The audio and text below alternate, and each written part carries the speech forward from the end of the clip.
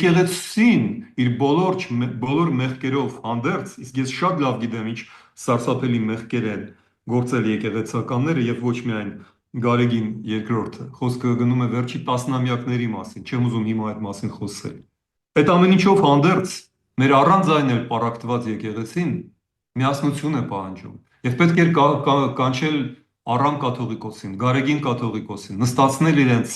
միասին եւ քննարկել, թե ինչպես Հայաստանը ձեր-ձերքի տված միասին դուրս գա այս ճգնաժամից, բայց դա չի արվում։